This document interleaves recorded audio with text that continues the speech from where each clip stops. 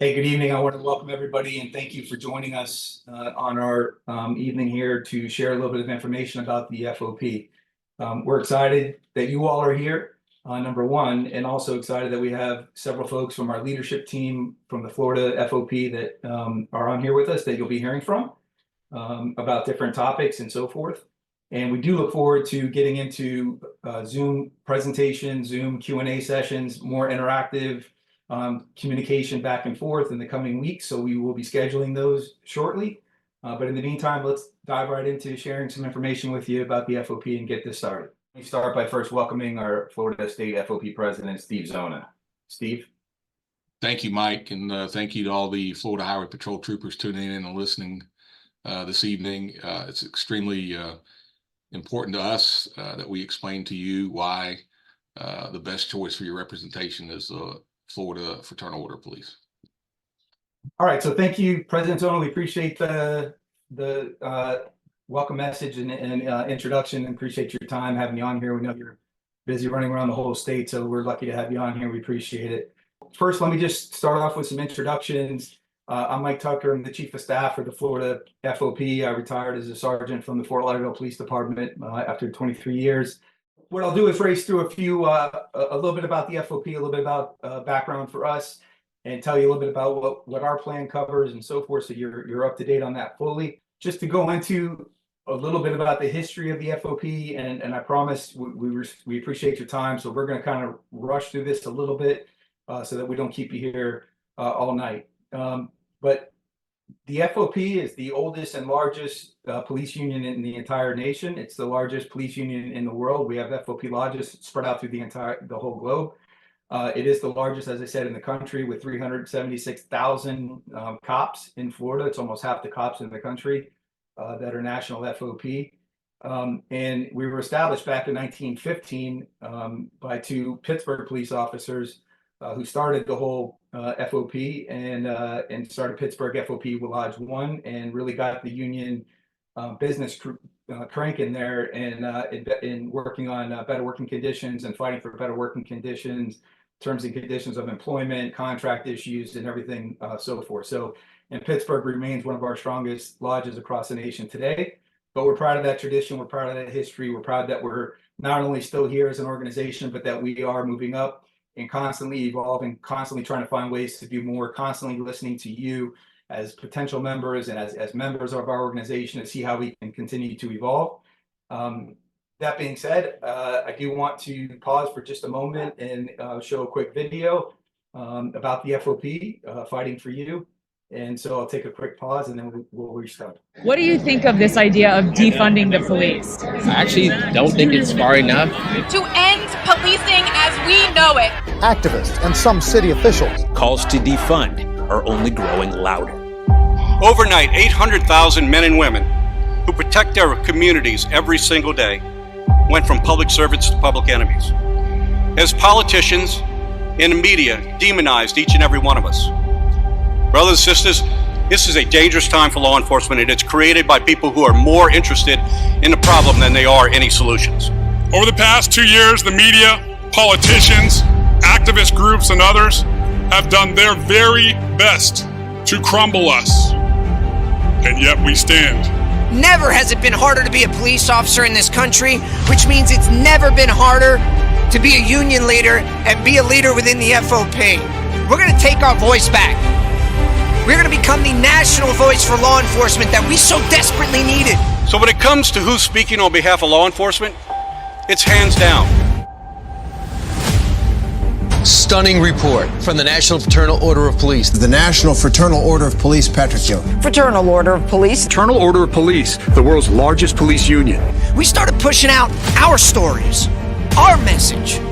That's then picked up by national news outlets across the country, and we are reaching millions.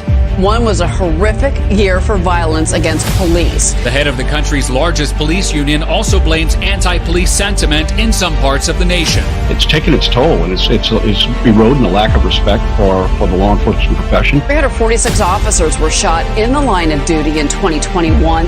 That is the highest number recorded since the Fraternal Order of Police started tracking the data. Ambush attacks were up 115%.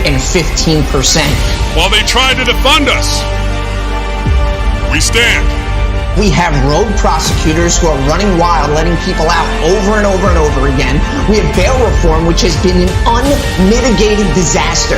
While they try to abolish us, we stand. We've never had a voice like this powerful before. We are the voice of law enforcement in the United States. Brothers and sisters, we're moving the needle and speaking on behalf of our members. We talked about police officers being shot in this country. We're talking to our communities about the violence that is ravaging our urban cities. We got out there and we told the truth about qualified immunity. That it doesn't protect bad cops. What it protects is good cops who are just doing our jobs by policy, training, and the law. And we're not going to stand up and see that taken away from us.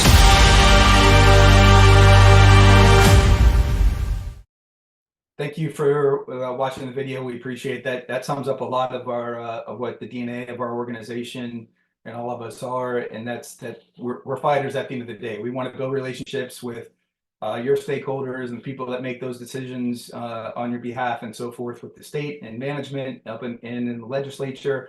So we want you to know that we fight for that, either through what we call friending you or fearing you. They either need to be your friend so much that they love you and they want to take care of you, and then that's going to translate to results at the contract table, or they have to fear you. They have to know that your union, the FOP, is going to come in swinging and take them 12 rounds every single time until they learn to respect and appreciate you all. And that translates to tangible results, both at the table for contract negotiations, just like we recently did for FDLE, where we were able to negotiate a 5% pay raise for them this year coming up, as I'm sure you all know. And unfortunately, 3% was negotiated by your union for you all and the other state law enforcement agencies that they represent. So we were able to get an additional pay raise this year just for our FDLE guys. And we're happy that we were able to keep that promise to them, and since they switched from the PBA over to us, and we were able to successfully negotiate that. So again, they have to fear you or they have to friend you. They have to know that if they are not going to get results for us, that is not translated to tangible results, and therefore we have to go ahead and go into battle mode and fight those battles until we instill that fear on their end, for lack of a better term. And we're battle tested as an organization. We've been there and done that 100 times. So we're ready to go and hit the ground running with you all. I do want to point out in the beginning here that there's a couple of sites that have a lot of this information that we're going to cover. VoteFOP.com. It's VoteFOP.com. And on that site, it's very interactive. We have videos on there that are short 1, 2, 3 minute videos that you can click on that do answer a lot of these questions. Our entire legal defense plan is posted on there. So if you have any rumors or rhetoric or misinformation or questions at all about our plan, what we cover, our whole plan is right there for you to review. And we can answer questions to it in future Zoom meetings where we have that interaction back and forth. And we're happy to speak to any questions and concerns that you might have as part of that legal defense plan. So I'll briefly go through some of the overview and benefits of FOP membership. Obviously, the first is being part of our legal defense plan. And our legal defense plan basically covers everything that we do A to Z. It's all of our services, but our services are tailored around you all. So every FOP lodge that we set up, we tailor our services around what that particular lodge wants, because I came from Fort Lauderdale FOP and we knew what was best in Fort Lauderdale for us. And so we tailored our services from the FOP around what worked well for us. And for us, that meant we did a lot of the stuff, a lot of the negotiating on our own. We felt good at that. We were successful at that. And we dealt with a lot of grievances and so forth. But then we have agencies like Davie PD, where the state FOP does all the representation and comes in and does the negotiations and so forth. So what we do is we surround you with a resource team that's available to you 24 hours a day, 7 days a week. And in the very beginning, when we set you all up as an FHP FOP lodge, we will sit with you and we will determine with you your executive board, a new executive board from the FOP, and we will set up bylaws that explain for you all what your rules are going to be for how you operate as a lodge. That's something that you all not only have a say in, but an actual vote on. So that is a key difference with the FOP that we'll get into in a moment. But we will set up those bylaws, and those talk about how many positions do you want on your executive board? How long are the terms of office? Who can run for the executive board positions? All of those things are covered in your bylaws and more. So that's something that we would set up with you. And then essentially we surround you with a resource team. So if it comes to contract negotiations and we need our general counsel at the table, he's there. If we need an employment attorney, they're there. If we need an auditor, they're there. It's subject matter experts that are available to you 24 hours a day, 7 days a week. And that's how we operate. Our legal defense plan covers all of your legal coverage for any types of criminal cases or potential criminal cases, like officer-involved shootings, critical incidents, high-speed pursuits, any in-custody deaths. All of those would trigger what we call a call-out on our end, where you make one phone call to a Florida labor rep that we have assigned to you all, and you will have their number 24 hours a day, as well as mine and the rest of the folks on our team here, and you'll be able to reach out to them. It's 2 a.m. you get into an officer-involved shooting, you make one phone call to your rep knows to go ahead and call all of us on the resource team, and our criminal defense attorney is on the way out to your scene along with our rep. So you'll have two folks from the FOP at minimum showing up on a criminal scene, like an officer-involved shooting or some sort of critical incident. You'll have a criminal defense attorney. That's key. Not just a labor attorney or a personal injury attorney or somebody else like some of the other unions, including the one that you have now have done on homicide scenes or potential homicide scenes with officer-involved shootings. But you will have a private criminal defense attorney assigned to you all. We have about 22 law firms that we have under retainer throughout the state that are criminal defense firms, the best in their field. And those are the ones that we call out in your time of need and have out there on the scene with you, along with our FOP rep. That criminal defense attorney will stay with you on that case from your scene all the way to grand jury, all the way to trial. If it gets to that point, they will represent you the entire way. So we're going to talk a little bit about our legal defense plan, legal coverage. Our general counsel, Paul Derajati, has joined us. And Paul, if you could touch on our legal defense plan and the coverage there, and the services that are provided by our reps as well, in addition to the law firms that we have retained throughout the entire state. So Paul, I'll defer to you, please. Thanks. Sure. Thanks, Mike. So our legal defense plan is basically it's almost like a wrap plan. It covers all facets, I should say, of labor, employment, everything where the rubber hits the road for you and your employees and your job. All members of FHP or any other group that may be listening today. So the way it's structured is I serve as general counsel to the organization, and throughout the state for critical incidents, we have attorneys that respond. Every one of our critical incident attorneys are veteran, usually criminal defense attorneys. They all have years of experience. They all have been in the business of representing individuals who are in highly stressful situations for many years. In fact, many of our call-out attorneys are board certified in criminal defense. So when you have a critical incident, rest assured you're going to be served by someone who knows what they're doing, is well trained, and highly experienced. What happens when a critical incident actually occurs? That's one of the facets, one of the main things that guys want to know when they sign up with the FOP. I get in a shooting, I get in some type of vehicle crash where someone is killed. What happens? So first thing you're going to do is you're going to notify the labor rep that's assigned to your area. Our labor reps are separated by zones throughout the state. We have a number of them. And I'll talk a little bit about them in a little bit and describe who they are. But generally, you'll notify the labor rep, and the labor rep will put all the other tools in motion. Our labor rep is going to call the call-out attorney. Our labor rep is going to head to the scene, as well as the call-out attorney. When they get there, they're going to go through the same process we do anywhere in the state. You'll be taken care of, set aside. You're not going to give a statement that night. You're going to speak with your attorney before you talk to anybody. That's how we always do it.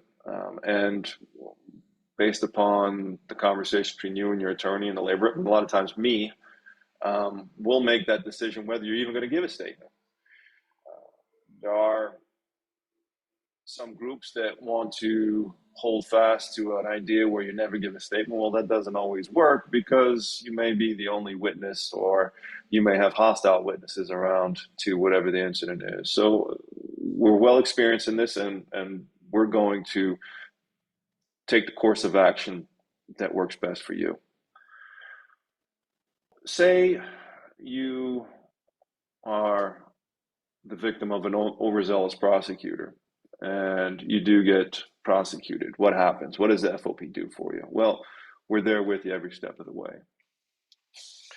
We have represented guys in grand jury investigations, at grand juries, multiple times. We've represented guys through felony prosecutions. In fact, we're representing one right now in South Florida on a shooting that shouldn't be prosecuted. So these are the things that we take care of when I say it's a RAP plan. We are going to represent you from point A to Z. We're not going to stop. And if it involves appeals, if it involves whatever it involves, we're going to take care of it. Hire experts, hire additional counsel, whatever we need to do. Once you're under our umbrella, you're going to get taken care of once a critical incident happens. Let's talk a little bit about our labor reps. Now, each of our labor reps is a retired law enforcement officer who has years of experience, and not just law enforcement, but years of experience in the labor realm. They all have been well trained before they even came to us. But once they get to us, we regularly send them for training. And we make sure that they're educated on the latest developments in labor law in Florida.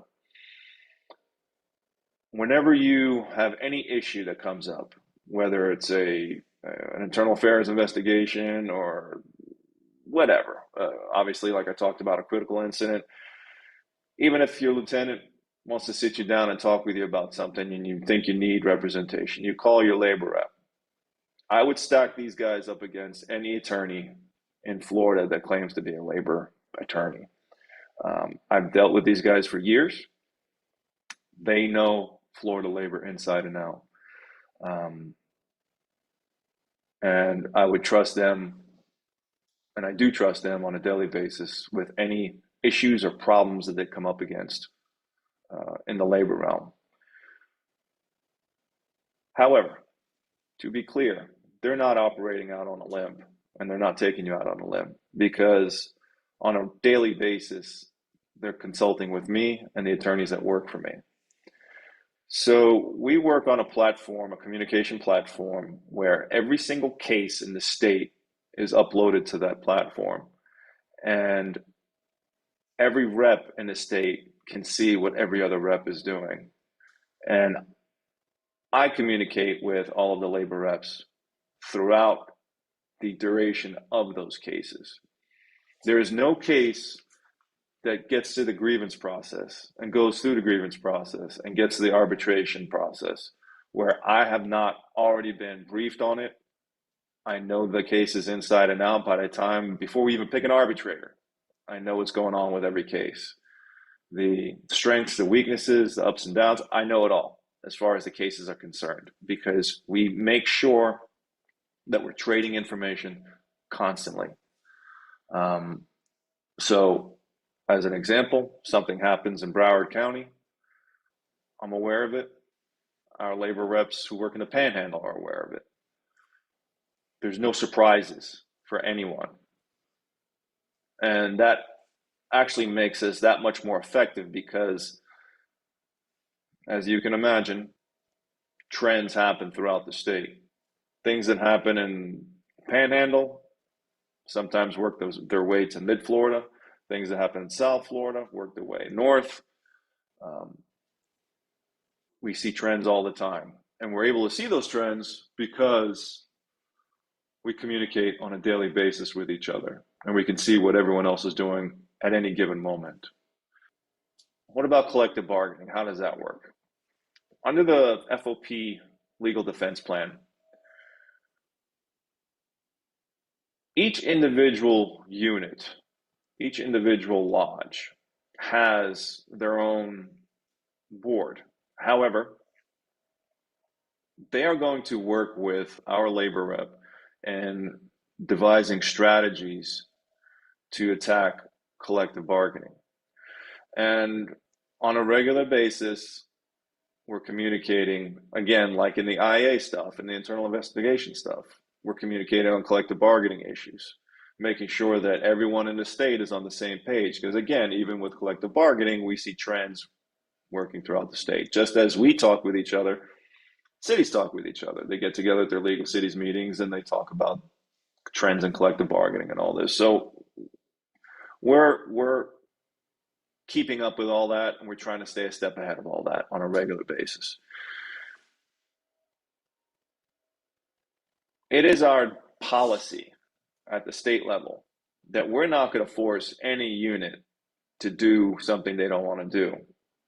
The first order of business when it comes to collective bargaining is for the local unit to figure out what they want, because what a unit in South Florida wants is going to be different than what a unit in Orlando area wants, or a unit in Tampa area. It's all different.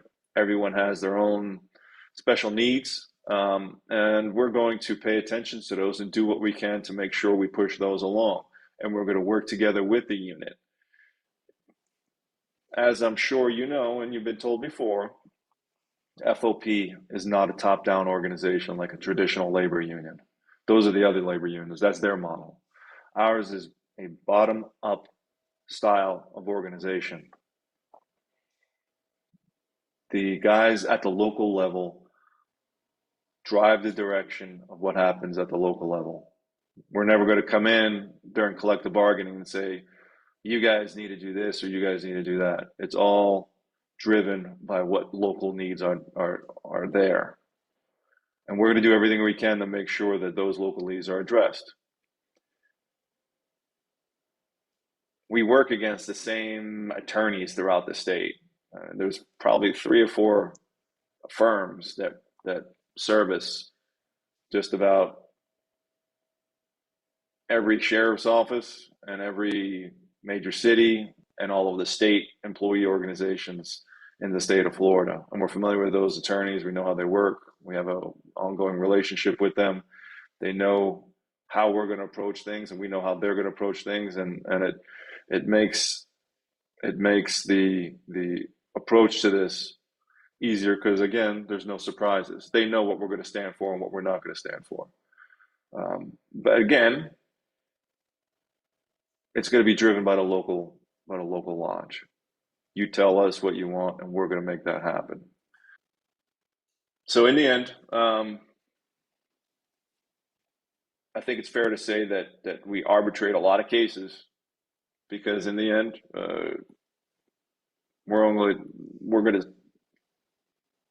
we want to use those relationships to our benefit and to our members' benefit.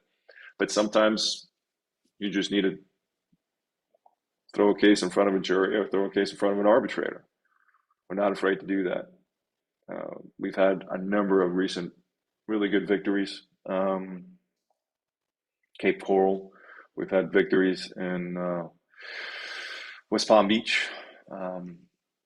we can go into another, just a number of good cases that we've won recently where officers have been placed in difficult situations and we've been able to help them out. And we're proud of our record. But again, it's always good to build those relationships because it benefits the most members of the unit at any given time. But I think I've covered all the topics, Mike. I'm not sure if you want me to talk about anything else.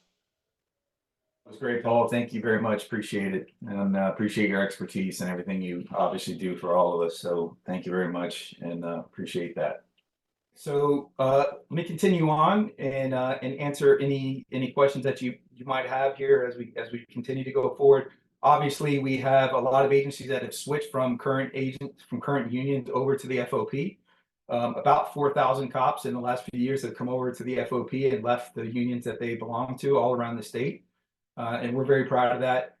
There were several that were in negotiations or upset with contract negotiations, but and switched over and had a lot of success. West Palm Beach was a great example where that's the birthplace of the PBA in Florida, the very first PBA lodge. Been with them since like the 70s, but they had fallen all the way down to number 22 out of 23 West Palm Beach County agencies, or Palm Beach County agencies rather. And they were going to impasse with the PBA at their contract. Not very good. They switched to FOP. We came in right away and began negotiating their new contract. And within a few months, we were off of impasse and had the city agree to an immediate adjustment in pay that moved them from number 22 up to number 2 overnight, next to Boca Raton, who's also an FOP lodge in Palm Beach County at number 1. And we also were able to work into the West Palm Beach contract a top 5 provision, meaning that every single year now they have to remain in the top 5 in Palm Beach County. So they'll be automatically adjusted each year to keep them up in that top 5. They'll never have to drop back down to that number 22 that they were at with the PBA prior to that. So, and we have other examples of that with FDLE, Lakeland, West Palm Beach, and dozens of other lodges throughout the state. And again, we'd like to think that the numbers and those results, those tangible results, speak for themselves with you all as well. We were successful with FDLE at the contract table this year, as I mentioned before. 5% pay raise for FDLE agents this year versus 3% for everybody else. And we made that promise to them. We kept that promise to them. And I'm going to make that same promise to you all, that we are absolutely confident that we can go to the table as we did with FDLE and do better than what you all have done in the past. Our goal is to fight for you every way we can. We build those relationships in Tallahassee. We build those relationships with your management. We build those relationships with you. We have a team of lobbyists that we have on retainer from private lobbying firms that do a lot of our stuff in Tallahassee, especially when it comes to your contracts, like we did with FDLE this year. So we onboard more subject matter experts or whoever we need to get the results that you all need and deserve. So that being said, we have a lobbying firm that we utilize for FDLE. And we will do the same for you all. And I have no doubt that we are confident that we can do better than what you all are used to and accustomed to in the past. That's not an empty promise. We've backed that up. And again, we have dozens of agencies where we made the same promises and we've kept those promises, and we're proud of that as well. And I think that that's something important for you all. And we'll use Broward County as an example in that. And we will post an updated salary survey here where it shows our growth in Broward County. I know there was some insinuation from other unions that you might be looking at that they are taking over Broward, but we have picked up basically the largest PBA lodges in Broward, including Pembroke Pines that just left the PBA last month, and 300 of them are now joining FOP, as we are now the bargaining agent there after their election. We took over Miramar from the PBA. We took over Hollywood from the PBA. So about 1,000 members there total just in the last 2 years or so. And then IUPA had Hollandale Beach, which also voted to leave IUPA and just switched to us in Broward. So we have Hollandale Beach now from IUPA as well. And so we now have the majority of large unions, large agencies in Broward County. And the Broward County updated surveys are right here for your reference, and we'd like to think that the numbers speak for themselves.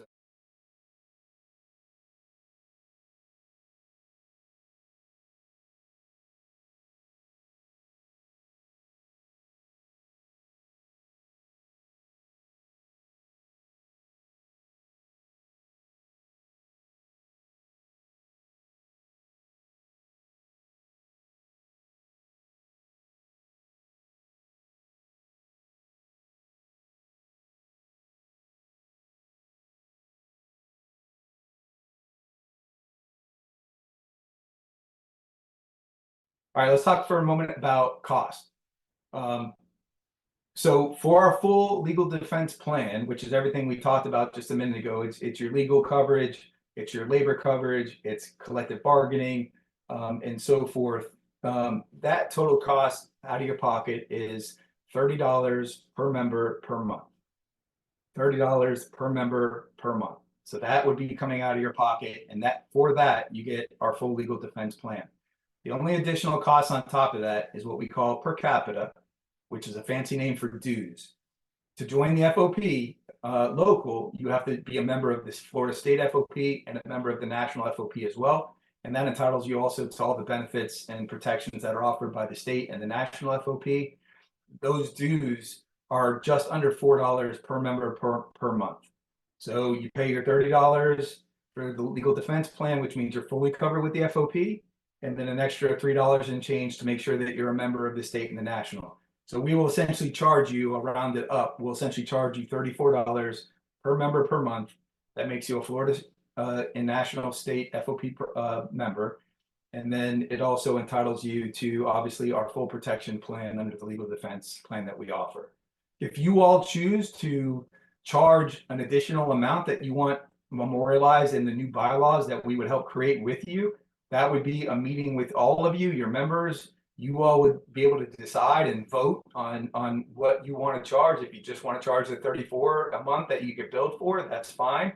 But what a lot because we are less expensive than what the PBA and IUPA and some of the others charge, a lot of the lodges that we absorb, like you all, tend to want to just continue paying what they pay. And the difference is that anything above the $34 that you pay to us on a monthly basis, you all keep in your own FHP, FOP bank account.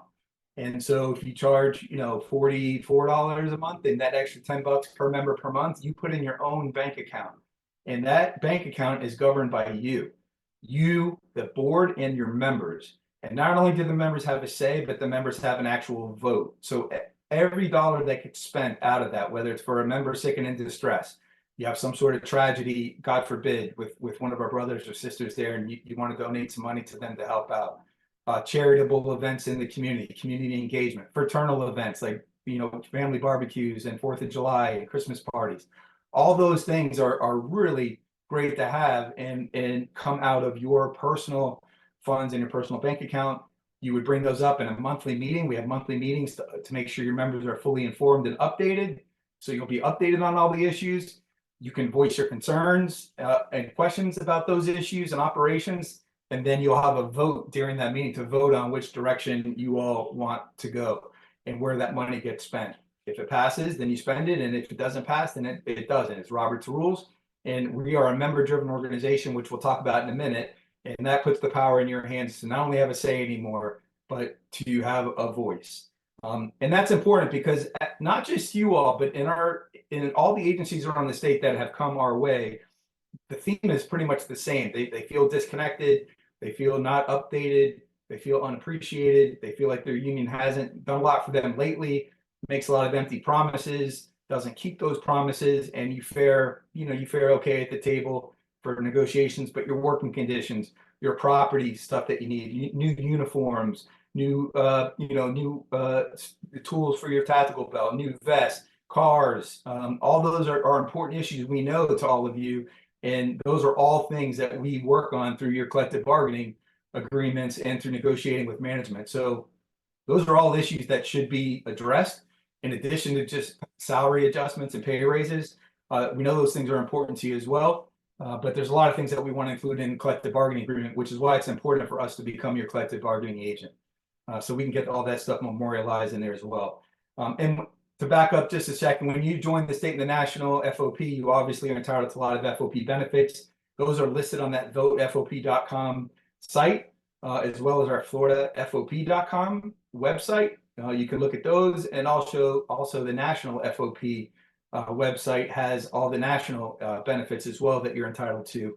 And we can go through a few of those as well, but I'll highlight a couple here. We have a line of duty death and dismemberment benefit, where God forbid if should anything happen to you in the line of duty, we will issue a check to your family for $50,000 out of our LODD policy. And so we want to do the best to take care of your family, especially during that time of serious need. Hopefully never have to use that, but unfortunately that's reality in this business, as you all know. And we want to be there for not just for you, but for your family. God forbid something happens to you. We have a lot of professional discounts that I'm sure you would be familiar with: mortgages, insurance, banking, investments, and travel, so forth and so on. So there's a lot of those professional discounts and services that we offer through the state and the national FOP as well. So it is important to have a voice within our organization and have an opportunity also for benefits and stuff that you would be entitled to. So as I said earlier, we tailor our services around what you all want, and we tend to do as much or as little as you want us to do.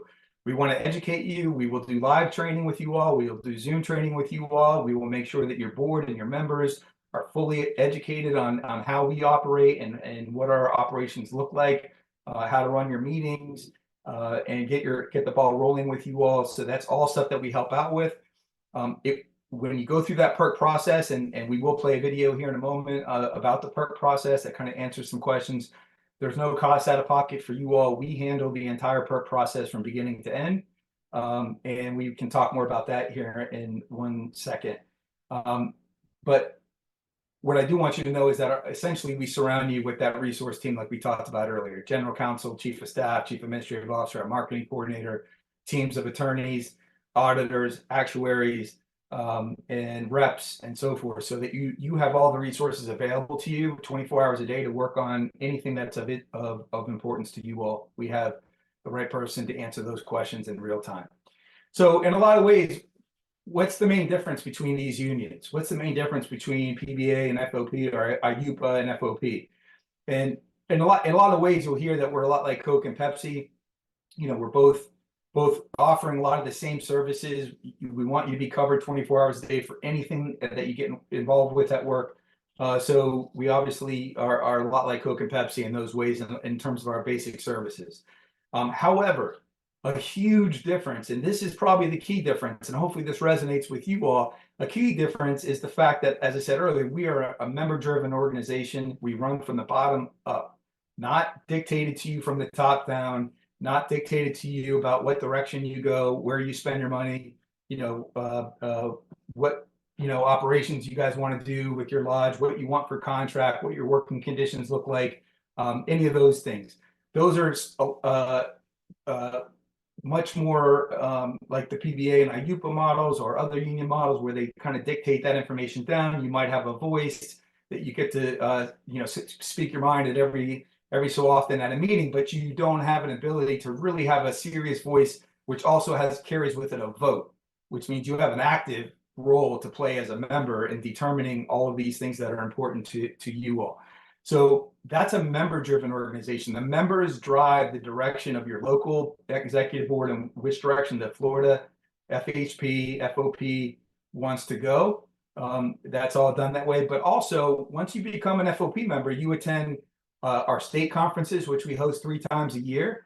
We have training classes and conferences all week long at our 3 big conferences each year, which are every quarter. And in that setting, you as local quote unquote FOP members with FHP are also state FOP members, which means you're entitled to attend those conferences, and not only attend those conferences, but to have a say on the direction and operations of the Florida State Lodge itself, but also operations on anything that the state is going to be doing. You have a vote on the floor to help determine that. And that also includes elections for office, for state office. If anybody's running for our executive board for the state, that's another item there where you have a vote on who gets put into office.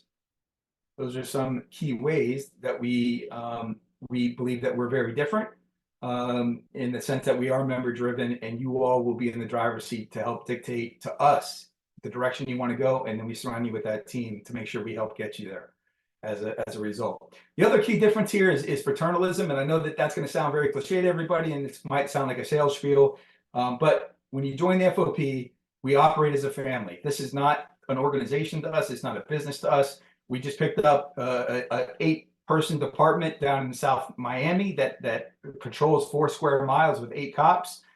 We picked up that unit from the PBA happily. The PBA disclaimed that unit, saying they didn't want them anymore, presumably because they're small at only 8 cops. We were more than happy to welcome them to the FOP family, and they now have joined the FOP family. We have brought in, larger agencies like Pembroke Pines, like we just talked about, 300 sworn, all the way up to JSO, which has over 2,900 deputies there. So we are happy to take on new brothers and sisters to our family. We don't operate as a business in that regard. We don't care if you have 8 members or 800 members or 8,000 members. You're just as important. You have just as much of a voice. You have just as much of a vote. Everyone gets a vote. And that's how we operate. And I think those 2 key ways are important for you to understand. Because lastly, I'll say this on fraternalism. We want to do fraternal events. We host fraternal events throughout the state. We do look at everyone as brothers and sisters. We do come out to your respective areas and host live events, meet at restaurants and so forth, and have food and drinks and a chance to kind of connect with you all and do fraternal stuff as well. So that is a big part of the FOP DNA, and that's a big part, a big thing that sets us apart from the other unions. I will touch on the perk process here. I think it'd be good to let me just run through these quick bullet points real quick, and then we're going to play a video for you on the perk process, because we know you had some questions as well about the PBA right now being your certified unit, and how can you remove them as a certified unit. And I think you might be getting some misinformation from some of the other unions who are answering that question. Because we're in agreement that what happens is that you will fill out interest cards, perk cards. State statute 447 requires that you fill out a minimum of 30% perk cards, 30% of your entire budgeted unit, including vacancies. So however many troopers statewide make up your total budgeted positions, we need 30% of that number to fill out interest cards. And that starts the perk process once we get those cards back. Those cards come back to us. They're confidential. They're given to perk, and they're in perk's hands. Your employer or the PBA or anyone else will be able to see those. They're privileged and confidential with perk. So you can feel okay about signing a card and getting that into our hands. And when we get a minimum of 30%, that allows us to file to become your bargaining agent. However, and that's the similar answer that you got from the other unions, because that is the correct answer. What was left out of the answer, I believe, from the other union that you guys are talking with is that the filing window for those cards is also subject to state statute. And state statute says that you can only file those perk cards, and we can only file a petition to become your bargaining agent in a year where your contract expires, not in a contract year where it renews and it opens for a renewal, like an auto renewal. No reopener, nothing like that. It's 150 to 90 days prior to the expiration of your contract. And that includes if you just want to file to decertify your PBA unit. You can't file that until that year happens. And so for you all who just signed a new 3-year deal, even though you have a reopener each year for wages between now and then, your next 3-year deal is not over until, from what we looked at, 2026.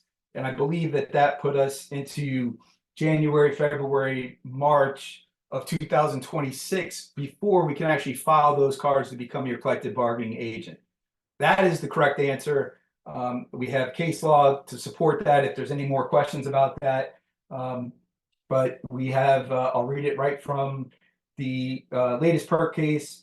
The petition was subject to the contract bar provision created by section 447.307, subsection 3, subsection D under Florida statutes, during which window period permits the filing of a petition for decertification prior to the expiration of a collective bargaining agreement, 90 to 150 days prior to its expiration. Since your contract expires July of 2026, that puts us into January through March of 2026 before we can officially file PERC cards and get that PERC process started to actually remove your unit.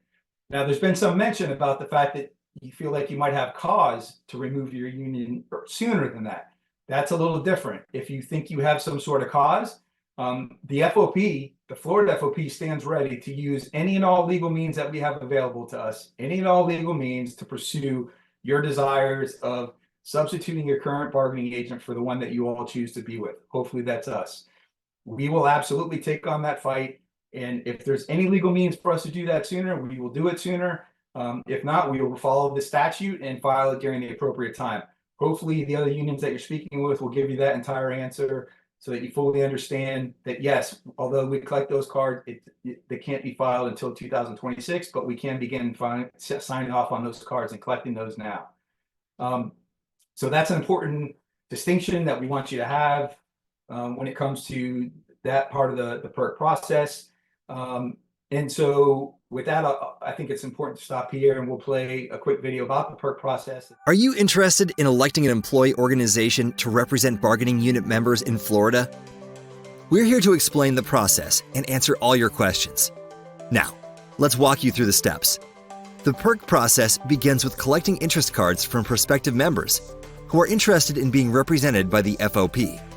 Please note, all interest cards are kept confidential. The minimum number of cards needed to file is 30% of the total budgeted positions in the proposed bargaining unit, including vacancies. The cards can be filed with PERC during a year a contract expires, or anytime if there is no collective bargaining agreement in place. Once the cards are filed, PERC will determine if the case is proper. Then, a notice of sufficiency is issued, allowing the case to proceed.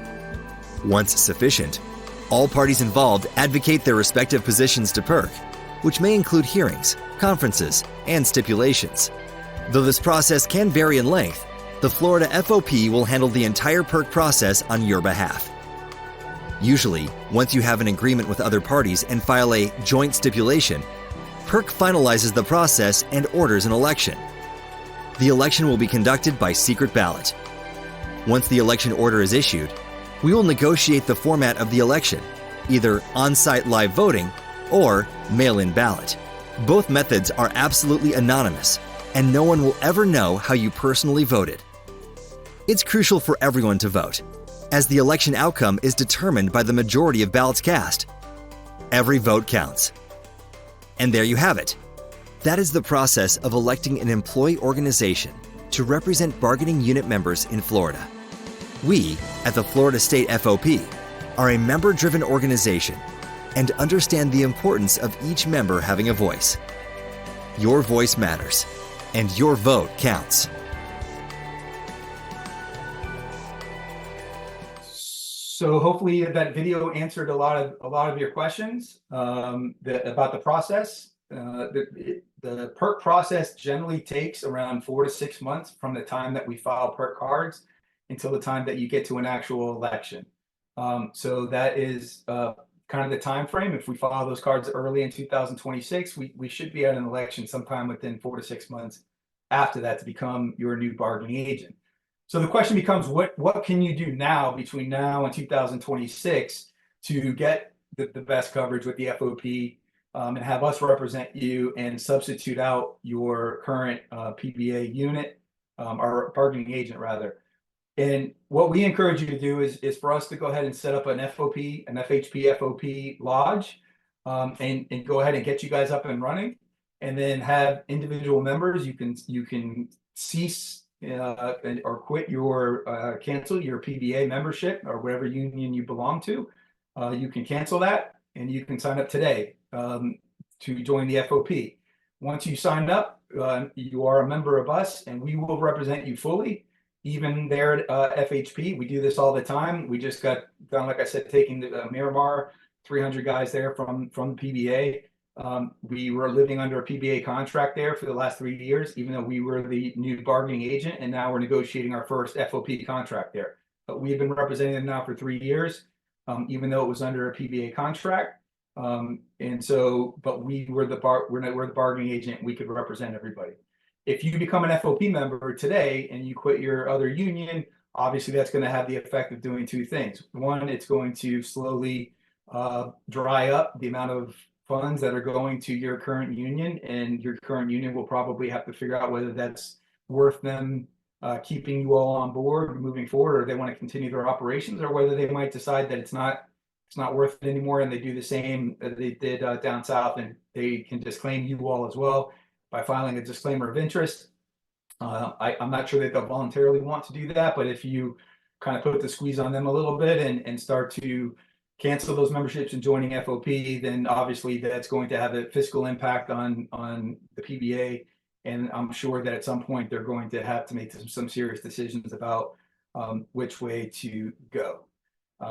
So that would be the first key there, is by joining us, you have that effect, number one, but also that you then become protected by the FOP, which means that we can now come in and represent you on your legal. If you get into a shooting at 2 a.m., you're calling us because you're an FOP member now. Even though your bargaining agent for 3 more years is still the PBA, you're represented by us, and we would represent you on those scenes like we talked about for IAs and labor. We represent you filing grievances. We represent you all the way up to arbitration. We represent you.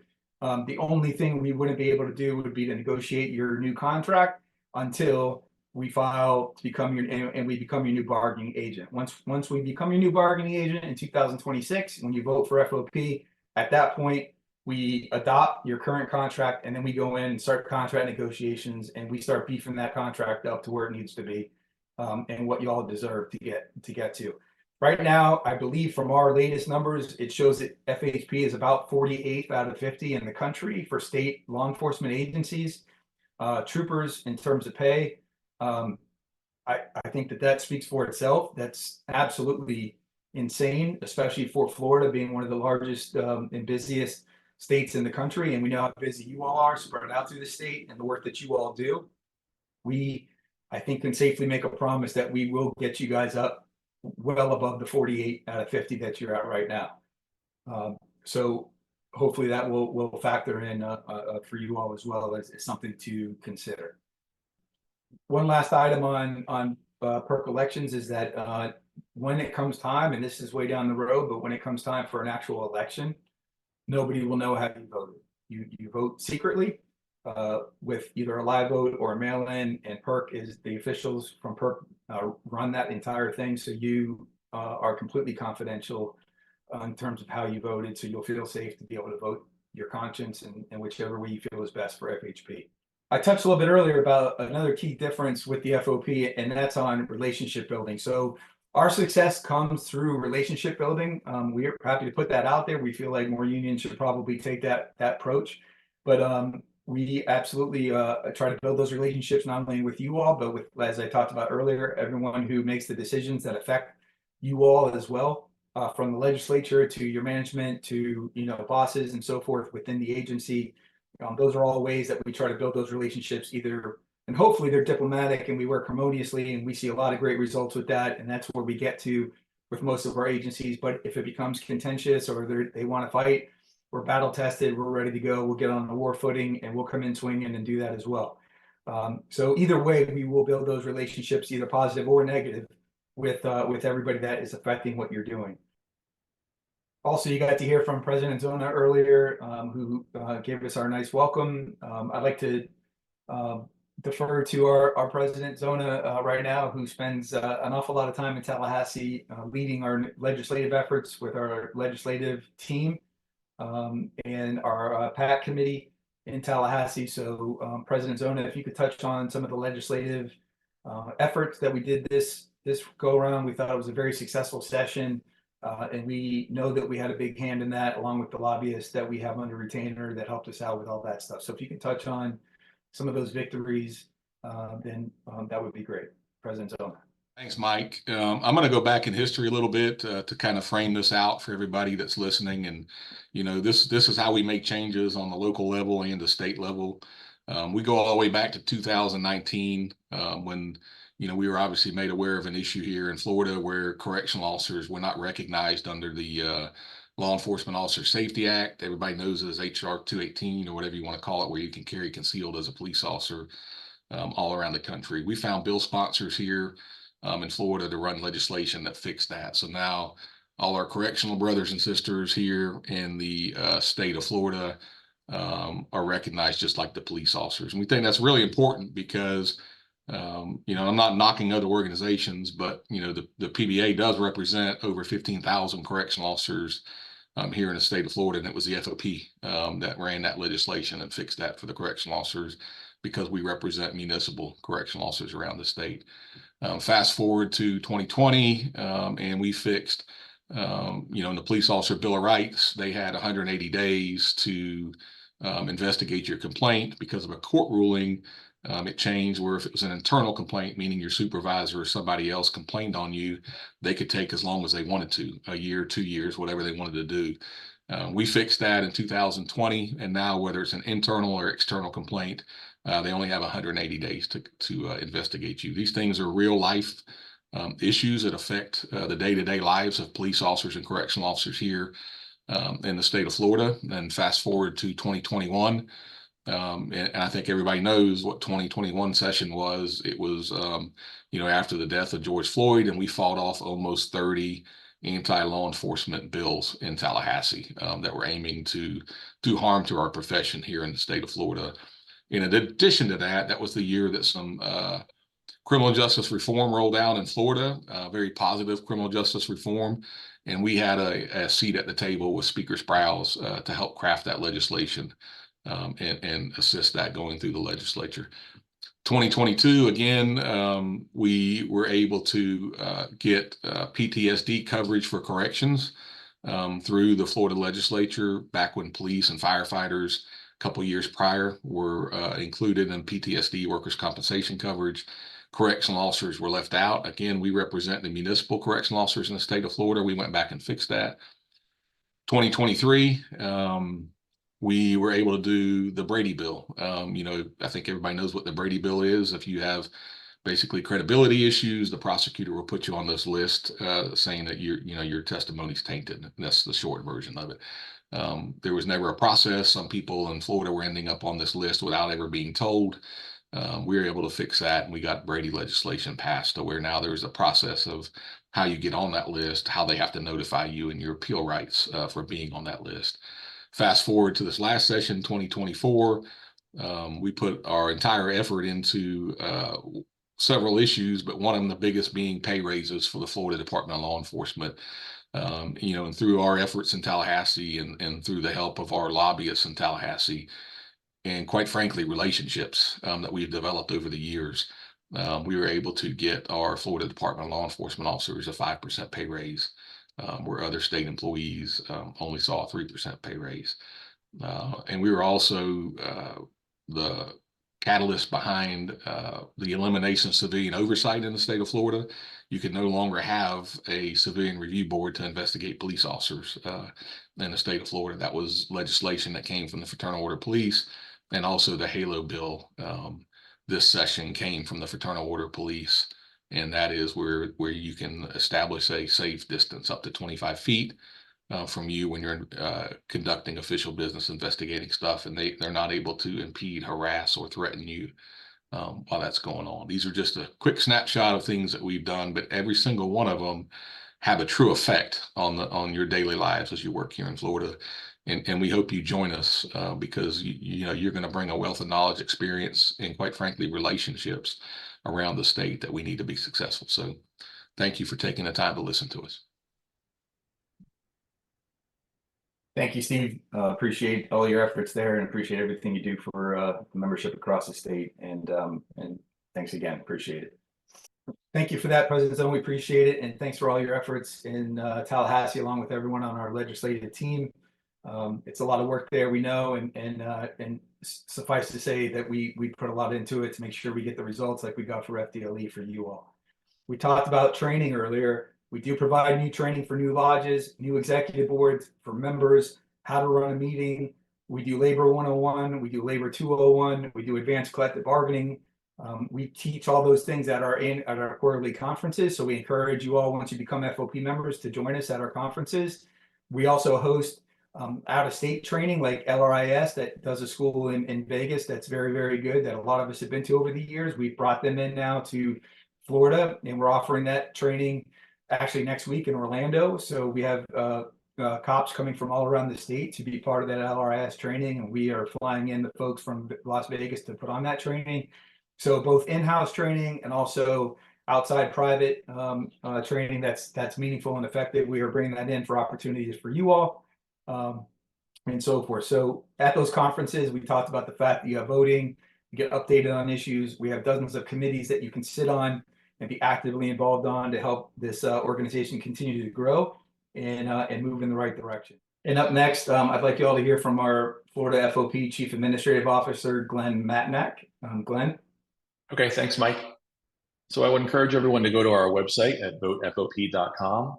We have set up a special page for the Florida Highway Patrol, and you can get to that page directly at votefop.com/FHP. On that site, you'll see the benefits of being an FOP member. It will list the various benefits, such as our line of duty death insurance policy, our health insurance policies that we have available for active officers as well as retirees. And then you'll also see information about our legal defense plan that you heard Paul Darajati speak about earlier.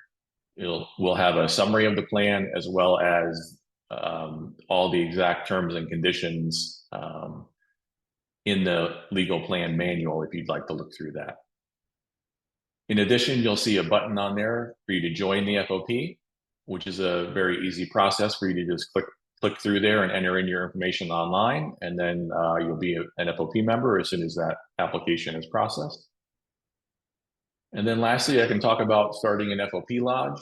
Once you all are ready to start an FOP lodge, myself and other members of the team will help walk you through that process step by step. We'll assist you in establishing bylaws, helping you determine how much dues maybe that you should charge your members, and providing you with some best practices and some templates and various different things to help you get your lodge going and make sure that you are successful in all of that. So again, that's a process that we can start once you all are ready for that. And other than that, I'd just like to say thank you to everyone, and we appreciate the opportunity to present to you all. Thank you. In terms of what we suggest from here, I would tell you that we encourage you to visit those resources that we have talked about earlier on votefop.com. It's very interactive. It should answer 90% of what questions you have. We do look forward to having many more of these in the future with you all, and we want to do it Zoom style as opposed to webinar, so the next ones can be interactive. You can ask questions, you can put questions in the chat. You can raise your hand, whatever you want to do, you'll be able to do that, and we'll interact with you in real time. We just want to make sure you have the right information so that you can make the best decision possible. And if that's staying with the PBA, we wish you the best of luck. If that's going to IUPA or some other union, we wish you the best of luck. If that's joining us, we're extremely humbled and honored. And of course, we'd love you to join the FOP family, along with the other 26,000 cops in Florida, half the cops in Florida. And we'd like you to be part of our family. And we look forward to representing you. And we promise we'll do that in a very vigilant way that makes you all proud and makes you know that you made the right decision to come to us from the PBA. So to kind of wrap up, where we're at the moment is that we hope it's just have put out enough to get the dialogue started.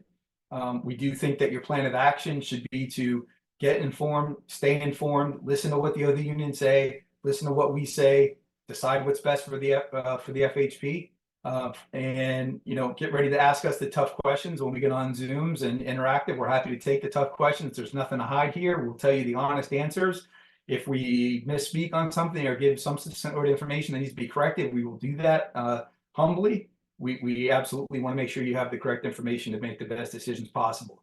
So we do think that we should do that, have some more communication with you all, start circulating perk cards to get you all gauge everybody's interest and get that process started.